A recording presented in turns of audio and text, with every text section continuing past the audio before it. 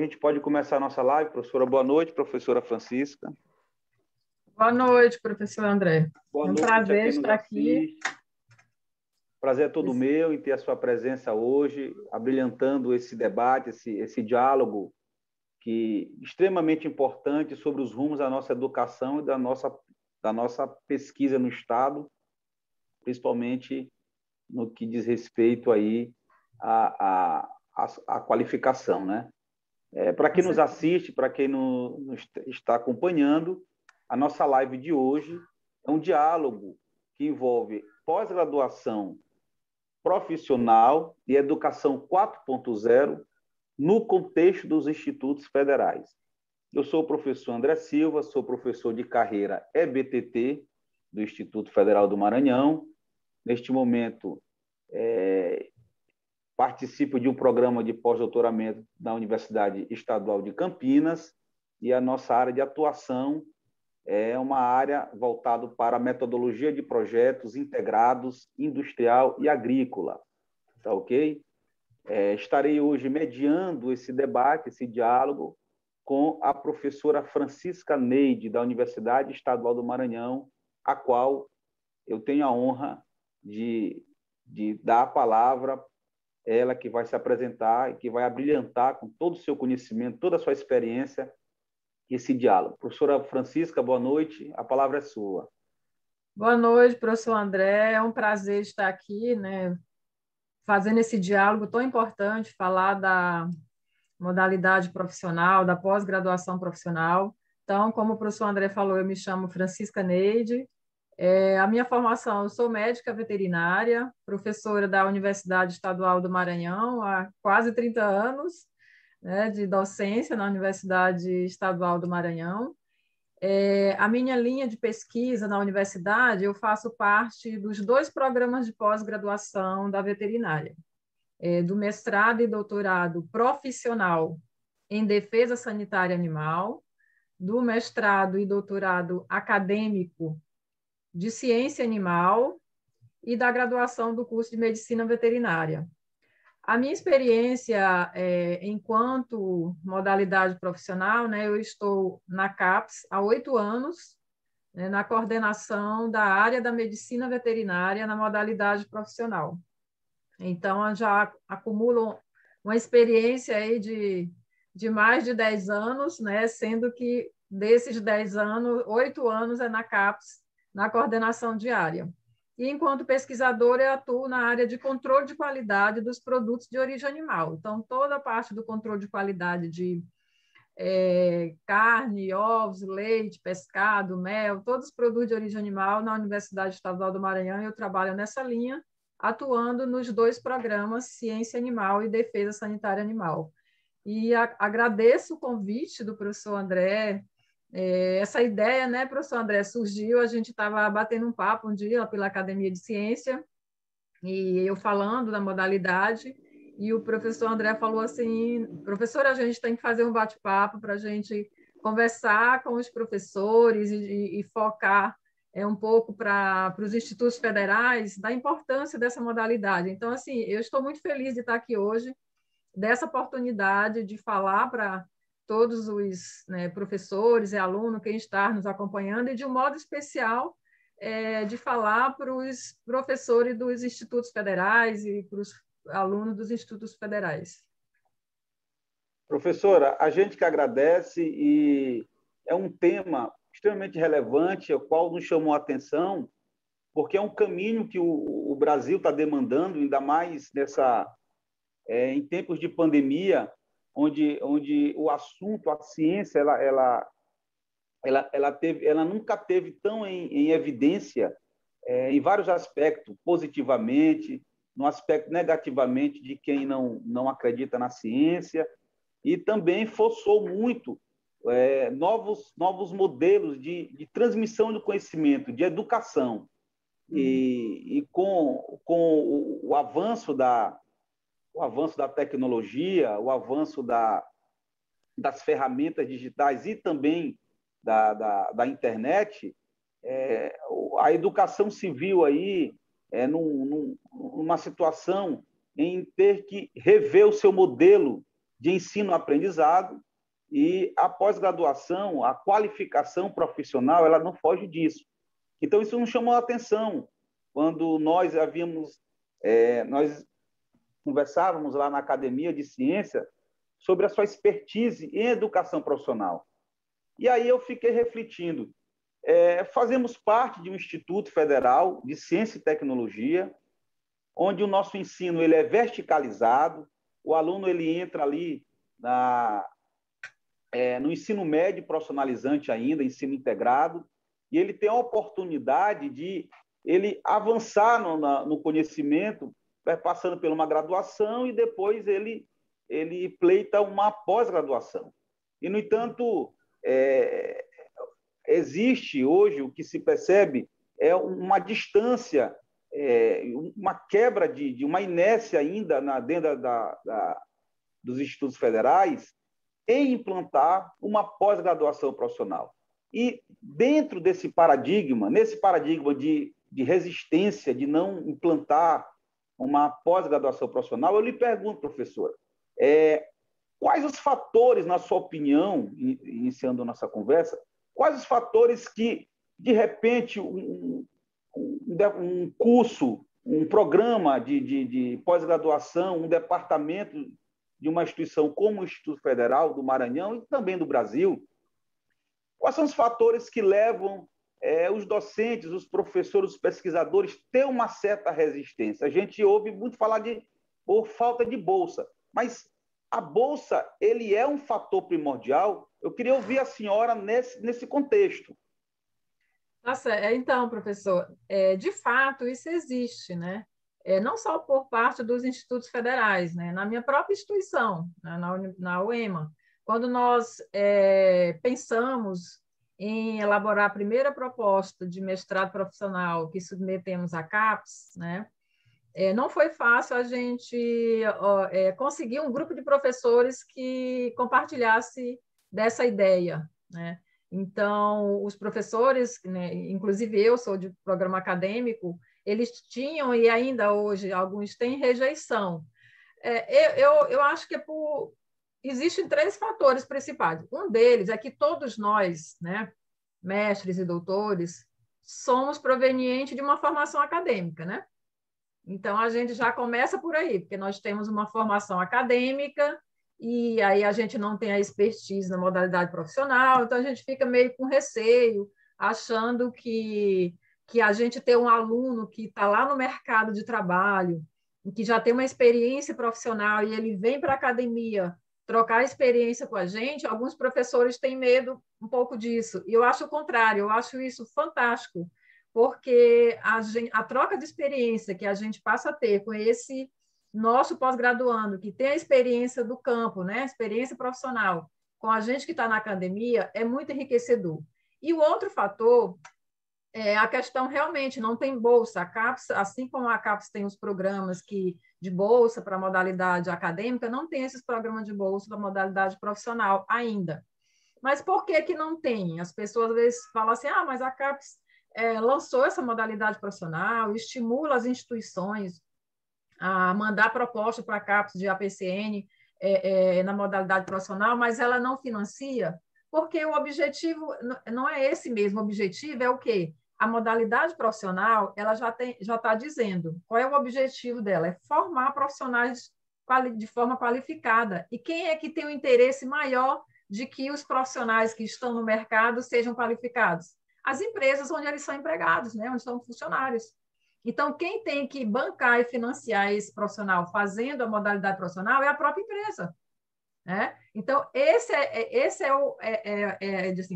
é a missão maior dessa modalidade, porque aí a universidade, na verdade, se a gente for ver nas entrelinhas, o que a CAPES está forçando?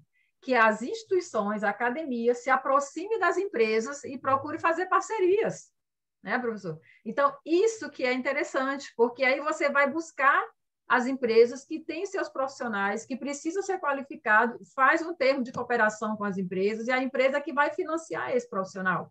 Então, o importante é isso, essa parceria. Então, a empresa que tem que bancar, não é mesmo o governo que tem que bancar isso. E nesse sentido, professora, como a senhora abordou, nesse sentido, então, poderíamos inferir de que a pós-graduação profissional, a forma de oferta e como chegar na empresa, ela perpassa por uma boa elaboração curricular, ou seja, como irá se apresentar esse projeto para a empresa, ou seja, como vender o peixe, digamos assim, não é? Exato. Será que seria isso para que você consiga fazer com que as indústrias, as empresas, de um modo geral, ela aceite, ela consiga vislumbrar aquele programa e se aproximar da academia? Seria a forma de elaboração de um projeto consubstanciado que responda às necessidades, e aí você consegue convencer uma empresa, até mesmo na questão financeira? Seria isso? Exato, professor. Então, assim, tem duas coisas a favor. Uma é, às vezes, a própria empresa procurar, que foi o nosso caso. O nosso caso aqui foi uma própria demanda, né, que veio do setor público, da Agência de Defesa Sanitária Animal, que procurou a universidade com o desejo de qualificar os profissionais dela, mas ela não queria uma especialização, ela queria algo a mais, onde ele desenvolvesse pesquisa baseada na solução de problemas, ou seja, pesquisa para solucionar problemas da própria agência. Ou seja, nós recebemos uma demanda. A partir dessa demanda, nós elaboramos a proposta e mandamos para a CAPES. Então, pode ser demanda induzida, né? Ou pode ser também você fazer um estudo de mercado, por exemplo, o Instituto Federal aqui no estado do Maranhão.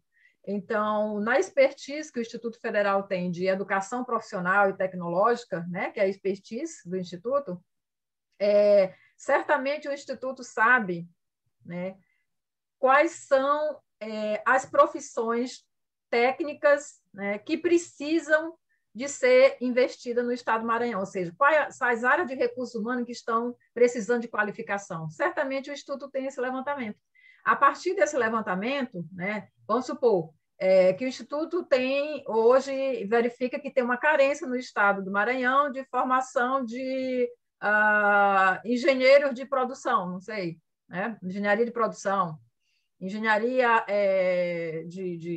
sei lá, de elétrica ou engenharia mecânica. E aí, a partir dessa visão que o Instituto sabe que tem a carência desse profissional no estado do Maranhão, ele elabora uma proposta de APCN e ele vai vender para as empresas que precisam formar, para a Vale, que precisa formar, por exemplo, né?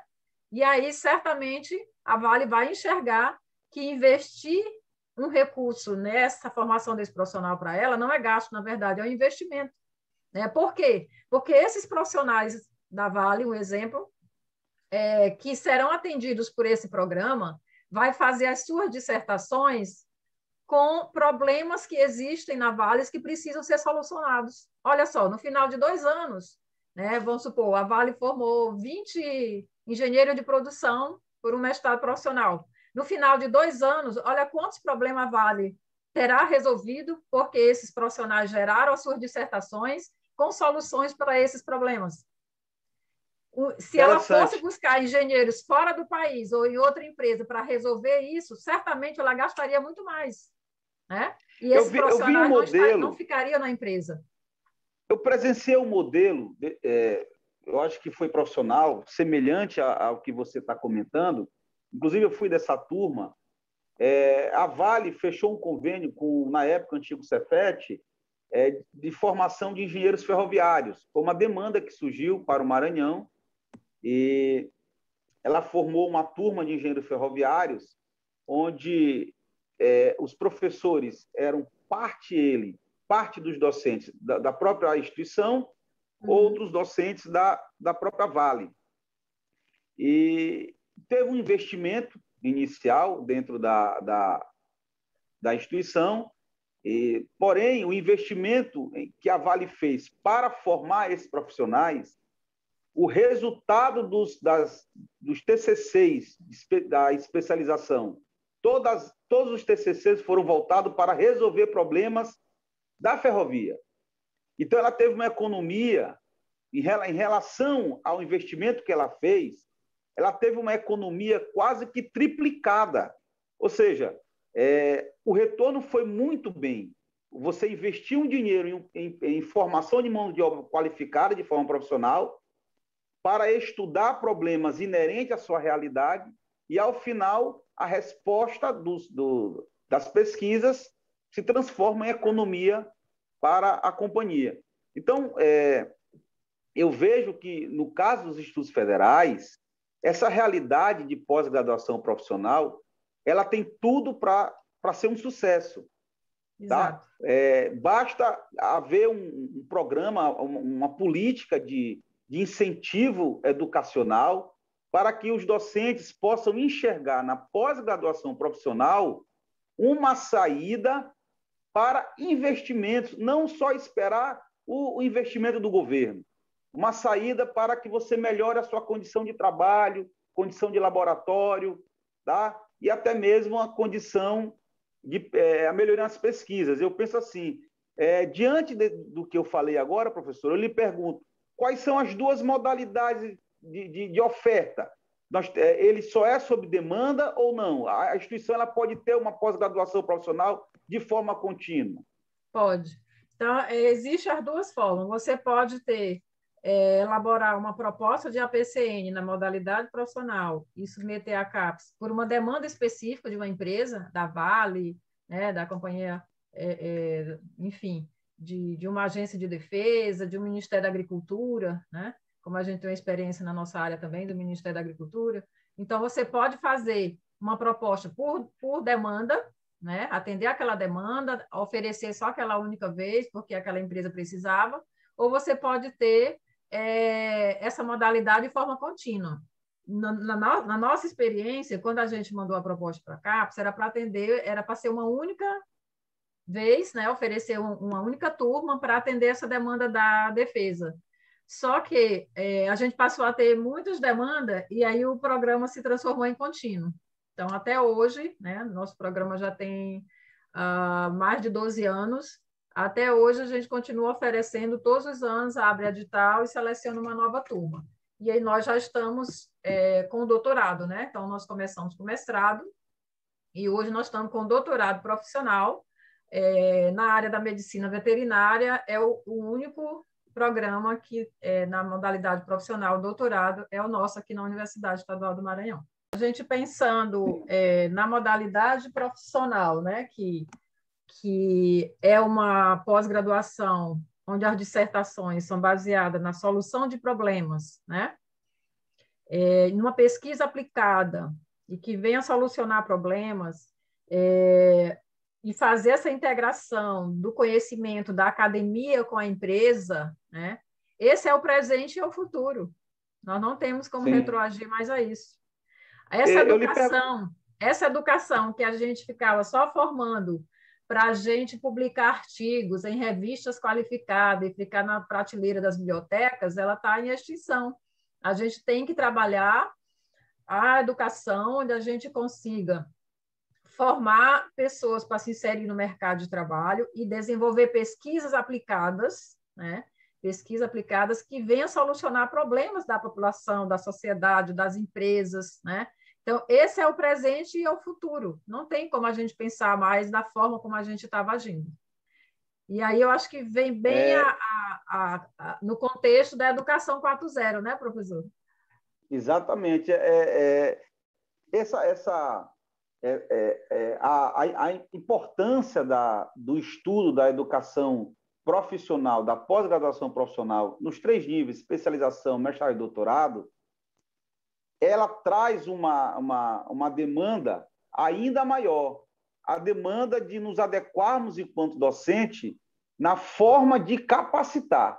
Porque hoje o que se vê, pós-graduações acadêmicas, ainda o Instituto Federal abrindo pós-graduações acadêmicas, com a justificativa de que é porque a pós-graduação acadêmica oferta a bolsa, mas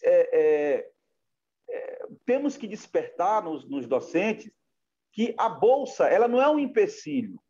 Na verdade, a falta da bolsa no programa de pós-graduação profissional, ela acaba sendo, ao meu ver, um incentivo de você buscar mercado, de você romper muros, criar pontes com o mercado. Por quê? Porque o termo 4.0, quando se discute a educação 4.0, e aí existem algumas correntes educacionais que refutam, de uma certa forma, o termo, por achar muito próxima de um ambiente engessado, como é a indústria, mas a gente explica aqui que esse termo 4.0 nada mais é do que você associar uma evolução. Então, a evolução da indústria, a evolução da economia, a evolução do mundo do trabalho, digamos assim, ela demanda capacitação. Então, veja que a mão de obra da educação 1.0, que foi na época da invenção da máquina a vapor, ela tinha uma demanda de capacitação. A evolução 2.0, na época das grandes produções em massa, lá no início do século, ela demandou uma outra forma de capacitação. E sucessivamente. De tanto que, com o advento da internet, houve um distanciamento muito grande em relação a esse agente profissional das 3 revoluções industriais, da forma de capacitação. Então, você tinha, até mais ou menos ali no início dos anos 2000, você tinha um profissional formado, ainda se adequando a um modelo anterior, um modelo de indústria anterior. Porém, a internet ela dá um salto. Ela torna os processos produtivos mais rápidos, ela demanda mais informação, o processamento de informação é binário, é instantâneo, e ela demanda uma forma de capacitação diferente. É aí que entra a educação 4.0. Por quê? Porque a educação 4.0 é uma resposta a esse agente que vai formar e esse agente que vai receber a formação, no caso, os alunos. Porque, veja, o que se conhece de modelo educacional é aquela forma matricial que ainda persiste nas nossas escolas, que ainda é uma escola ambígua.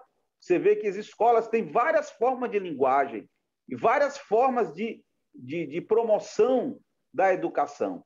Os institutos federais não são diferentes. Você vê que você tem campos numa mesma organização, mas que esses campos ainda possuem diálogos distantes e que deveriam ser integrados dentro de um contexto profissional. Falar a mesma língua, a língua da ciência e da tecnologia para a formação profissional. Então, você tem a educação 4.0, e hoje já se fala de educação 5.0, onde você envolve já uma outra variável, que é a variável socioambiental, ou seja, é o sujeito que tem que se comportar de acordo com o que as demandas de meio ambiente, de segurança e também a qualidade de vida, ou seja, como esse sujeito que é formado, esse agente que é formado, ele vai estar dentro de um relacionamento social daqui para frente, porque a tecnologia está aí, nós estamos conversando aqui online, tá certo?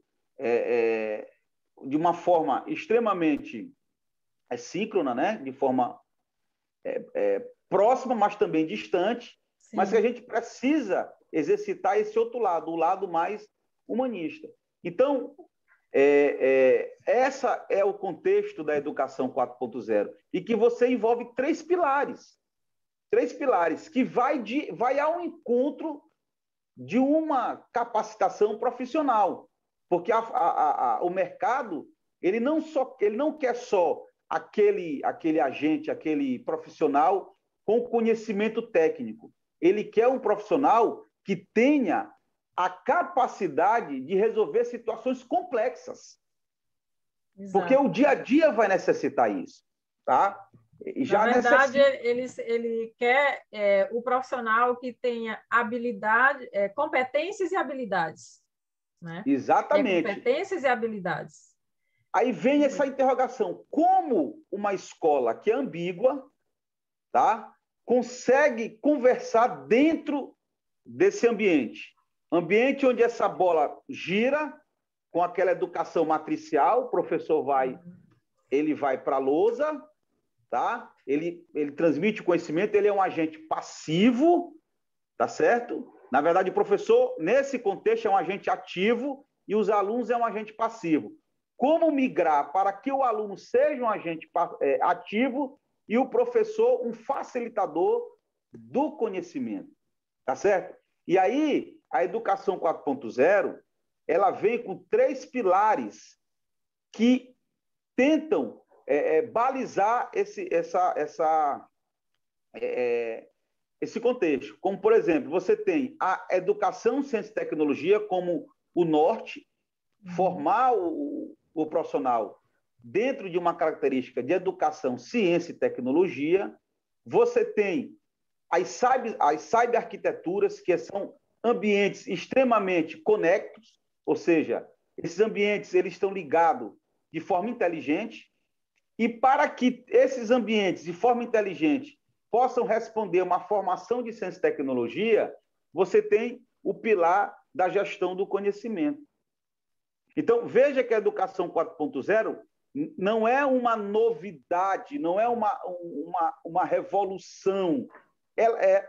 A gente entende que ela vem mais para integrar, é uma integração de todos os desenvolvimentos científicos dentro de uma pedagogia, dentro de uma tecnologia, dentro de uma política educacional.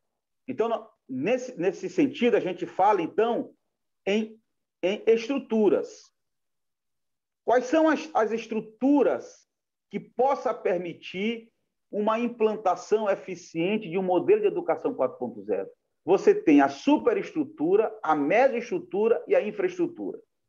Então, como é que funciona hoje nas academias? Eu acho que é um contexto geral. O Sim. professor ele tem uma ideia, o professor ele tem um projeto, ele ao aprovar esse projeto e receber um recurso, ele compra um equipamento. Mas o que você vê hoje dentro da academia são ociosidades de laboratórios, na sua grande maioria, e equipamentos que muitas vezes está lá pouco utilizado. Por quê? Porque a aquisição desse equipamento ele foi feita pontual para um projeto específico de um professor. Aonde... E não há integração, né, professor? Dentro do mesmo curso, não há integração dos professores de laboratórios, de equipamentos. Essa integração, realmente. Laboratórios não são multiusuário, cada um tem o seu, o meu laboratório. E aí eu penso que nesse ambiente, professora Francisca, também explica a resistência da implantação de uma pós-graduação profissional. Por quê? Porque a partir do momento que nós estamos em um ambiente que ele não está integrado, isso dificulta até a comunicação com o mercado. Porque o mercado ele quer resposta, o mercado ele quer uma organização e o mercado ele quer melhorias para as demandas que surgem. Não só o mercado, quando eu falo mercado, não devemos entender uma fábrica em si, mas as demandas da sociedade. Demanda por melhoria do meio ambiente, demanda por melhoria de saúde pública, demanda por melhoria de saúde animal, ou seja, as demandas da sociedade, ela também requer respostas efetivas. E quando a gente tem uma escola que ela não se integra, aí você tem uma dificuldade, que é aí que eu penso também que falta essa formação, tá? Essa divulgação maior por parte da academia e também dos institutos federais em nível Brasil, de informar e de formar o quadro de servidores em ciência e tecnologia e no contexto profissional da educação 4.0, mostrando a importância da qualificação profissional em nível de especialização, mestrado e doutorado. Mas quando eu falo de superestrutura, a gente vai falar de currículo, é o que você disse, currículo integrador. Integrador. Porque quando você integra os currículos de formação dentro de uma instituição, você começa a dialogar com uma inovação. E você começa a iniciar e a entender como você transita do ensino para a pesquisa e para a extensão. Porque dentro de uma academia, ensino, pesquisa e extensão, elas estão integradas, pelo menos é o que o documento diz. Sim. Mas eu penso que o link entre elas, é aí que mora o problema, é aí que está o grande X da questão. É perpassar aquele conhecimento de sala de aula, do professor que está ensinando, para uma pesquisa aplicada. E aquela pesquisa virar uma extensão.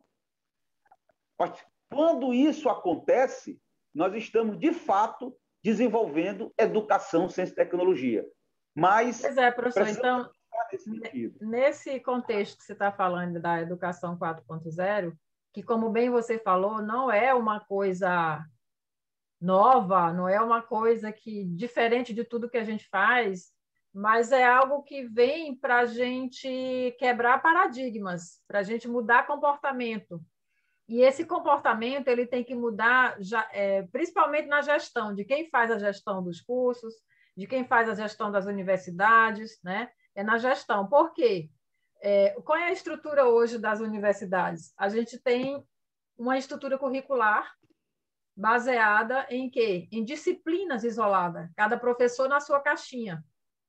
Então, disciplinas que poderiam conversar, por exemplo, a minha disciplina Microbiologia de Alimentos, que tem que conversar com a disciplina que trabalha com higiene, que trabalha com inspeção de alimentos, que trabalha com defesa sanitária animal, né?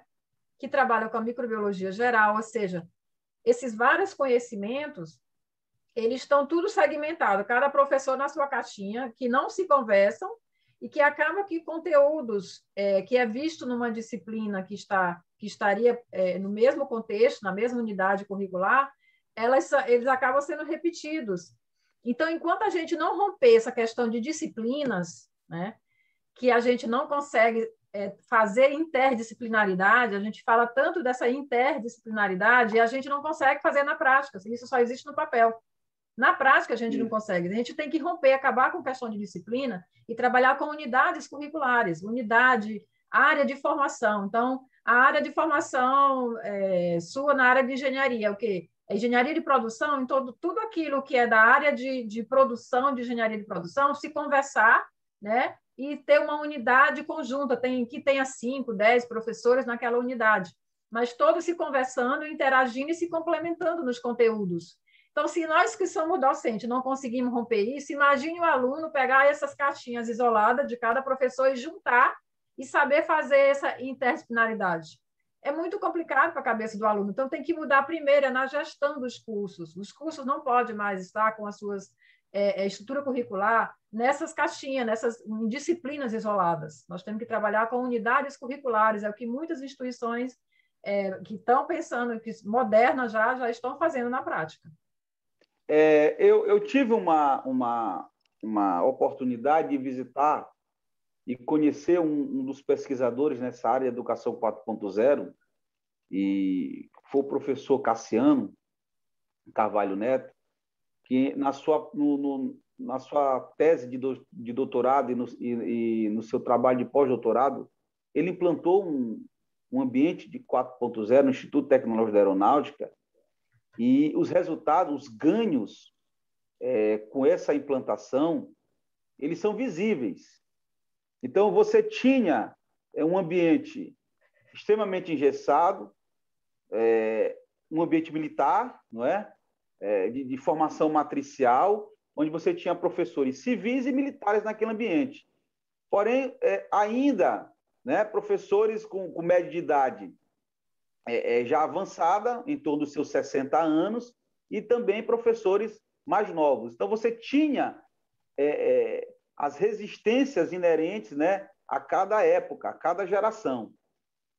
Com a formação em Educação 4.0, todos os docentes daquela instituição, eles entenderam a importância de se migrar para uma forma de educação onde se integre, como você disse, não disciplina, mas você integra o quê? Você trabalha com curriculares. Unidades curriculares. Então, hoje, o ITA, ele tem um ensino muito focado em educação 4.0 E o modelo de gestão acadêmica também é focado. Ou seja, todo tipo de ação, todo curso, ele começa primeiramente por uma boa elaboração de projetos, onde o professor ele é um agente participante direto dessa elaboração de projetos, tá? E quando esse projeto é bem feito, bem escrito, depois que você tem toda a visão pedagógica daquele curso, é que se passa do que chamamos de mesoestrutura, as escolhas das mídias digitais que irão dar suporte ao ensino. Então, veja que as mídias digitais elas estão aí, elas servem para formar, mas qual as mídias iremos utilizar? Né? Veja que nós estamos hoje aqui fazendo nossa live pelo Zoom e que depois será editado para o YouTube. Então, mas essas mídias digitais elas deverão estar associadas a uma forma uma metodologia de ensino, não é? Por quê? Porque tem tipos de ensinamento que algumas mídias não resolvem, tá? Então, veja a importância de uma estrutura curricular.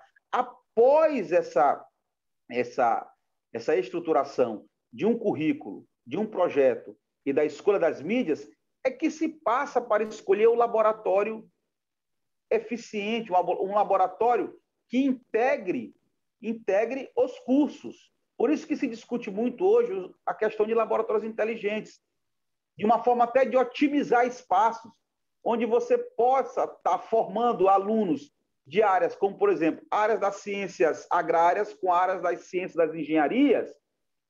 Um laboratório pode sim estar conversando com essas áreas. Sim. E suprir necessidades de ensino dessas áreas. Mas, para isso, é preciso formar e estruturar um currículo dentro dos 3 pilares da educação 4.0. E, professor, ainda tem uma coisa importante. Aqui, ó.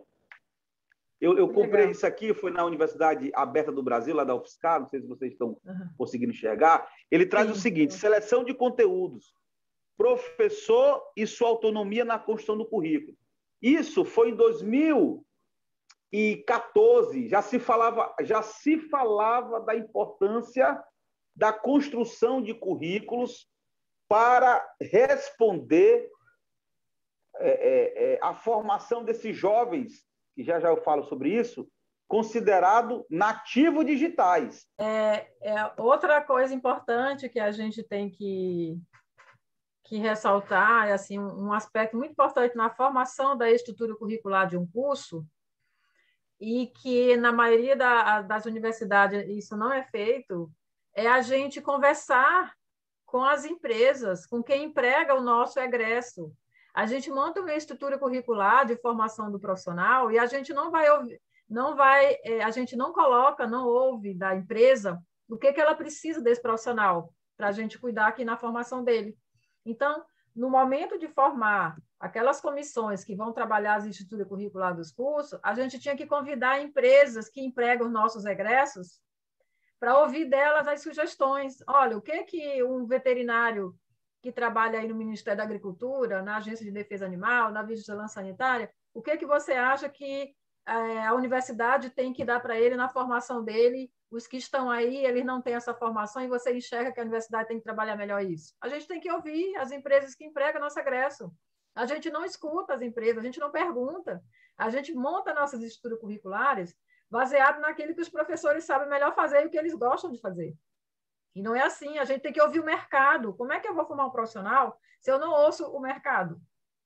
Eu vou estar formando um profissional que não está atendendo a minha exigência do mercado, porque eu não ouvi antes de elaborar a estrutura curricular que estou formando o meu aluno, que será, no futuro, o profissional que o mercado está precisando.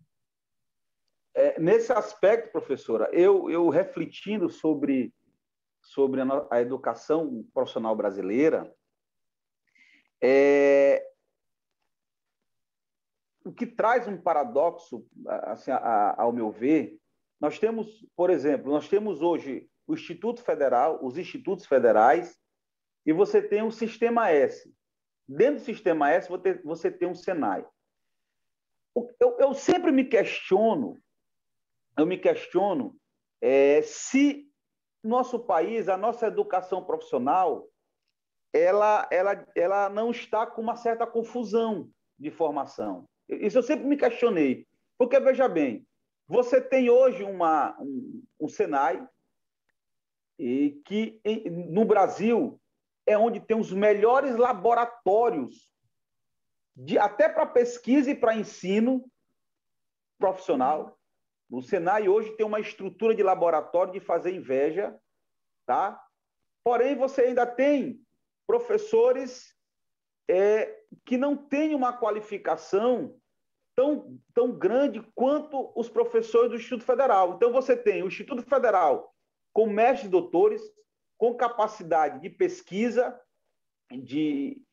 também de fazer uma extensão muito forte, mas que você ainda tem uma estrutura a ser trabalhada, você tem uma estrutura ainda tímida de pesquisa, né? de laboratório.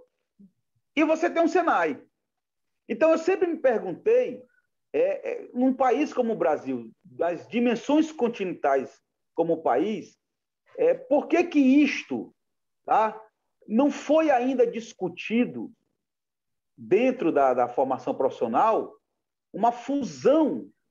Isso eu posso estar até falando algo utópico, mas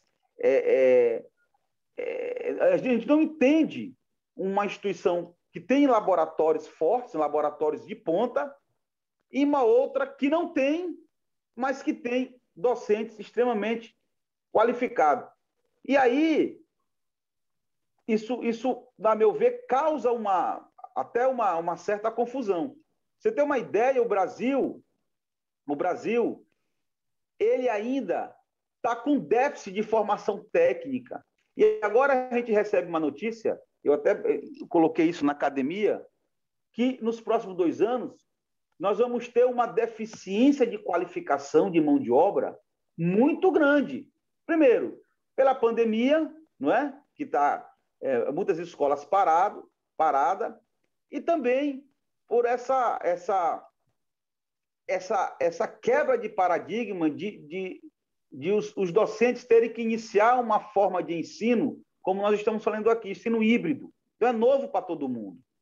Então, veja a importância de se discutir currículos integrados a partir de então, para que a gente possa formar esse profissional com o que o mercado está precisando, tá? Um profissional tecnológico, um profissional que ele não será mais um mero acompanhador de máquinas, um mero agente mecânico, mas ele vai ser um agente cognitivo, um ser humano que vai usar o conhecimento para desenvolver inovação em todas as instâncias.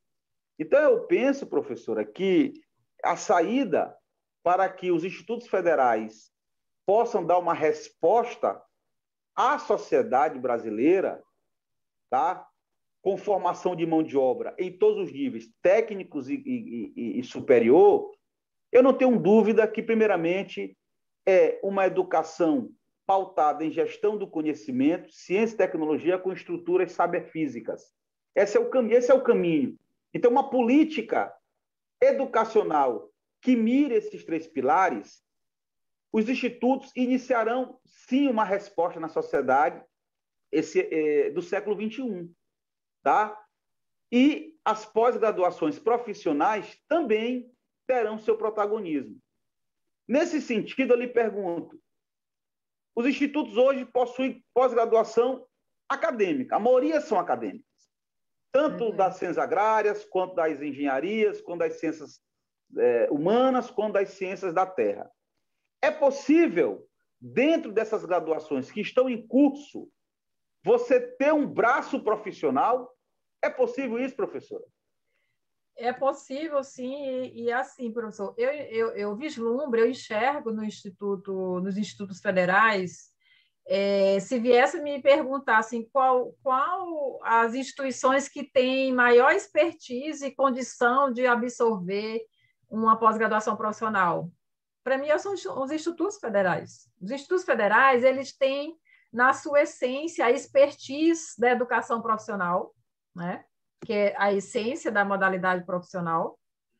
Eles têm a infraestrutura de laboratórios, de unidades pedagógicas, porque tem esse desenvolver as habilidades nos alunos. Então, tem o corpo docente, então, tem todas as condições para trabalhar a modalidade profissional.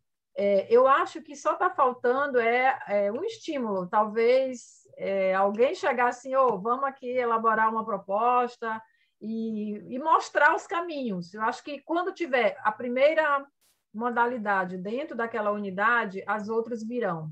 Na minha área, na área de veterinária, nós temos 2 institutos federais, o Instituto Federal de Santa Catarina, né, que tem mestrado profissional, e o Instituto Federal do Norte de Minas Gerais, também tem um programa na modalidade profissional.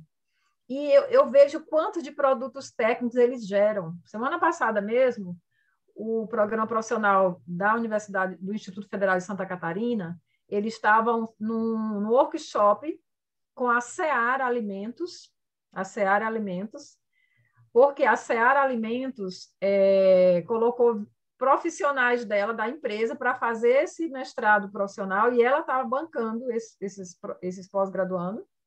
E nesse dia era um workshop onde esses profissionais da Seara, que estão fazendo o mestrado profissional, estavam apresentando os resultados das pesquisas geradas para eles, que vai ser usado pela Seara. E o dono lá, o gerente da Seara, falando assim, que eu vi o relato dele, ele falando assim que ele nunca imaginou, né, de fazer algo com a universidade e que isso gerasse tantos resultados para a empresa, que ele estava muito feliz dessa aproximação, que se ele soubesse que era assim, eles tinham se aproximado muito antes da universidade. Então, eu acompanhei, né? Então, foi semana passada, eles estavam fazendo esse workshop. Quer dizer, olha o quanto de produtos técnicos foram gerados, né, para a Seara Alimentos, produzido pelos profissionais da Seara que estavam fazendo essa modalidade profissional. Então, é um exemplo de uma coisa que está acontecendo dentro do Instituto Federal.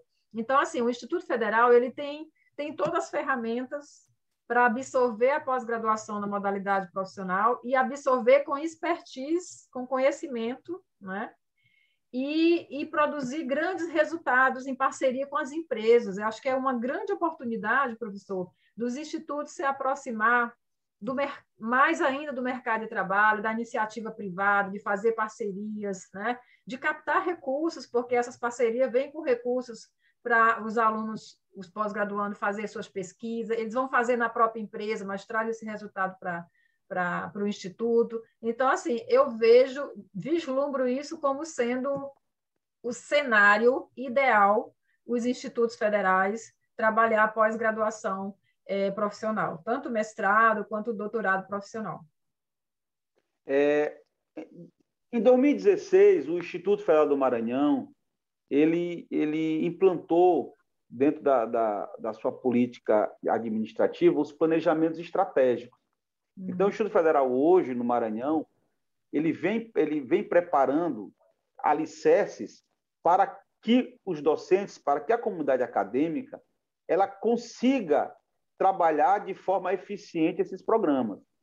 Então, hoje você tem, dentro dos planejamentos estratégicos, você tem laboratórios inteligentes, você tem fábrica de inovação, você tem campus referência, tá certo? Então, você tem uma série de trilhas, de trabalhos sendo desenvolvidos dentro de um planejamento estratégico para que os docentes possam se motivar a implantar programas profissionais. Por quê? Porque, inclusive, isso foi até uma conversa que a academia teve recentemente com o próprio reitor do Instituto Federal do Maranhão, o professor Carlos, e ele foi bem claro na sua colocação que o Instituto vem trabalhando na linha para que o IFMA, o Instituto Federal do Maranhão especificamente, ele venha a adotar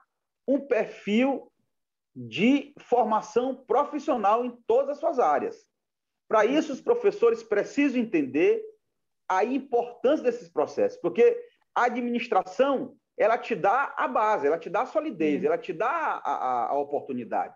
Mas ela não pode ir lá, quem faz é o professor. Quem faz acontecer numa academia é o docente. Então, o docente precisa se motivar, precisa entender, precisa ter o senso de pertença de que o Instituto Federal a qual ele pertence, ou no Maranhão, ou no Ceará, ou no Piauí, ou em São Paulo, Santa Catarina, ele precisa entender o potencial que ele tem na mão.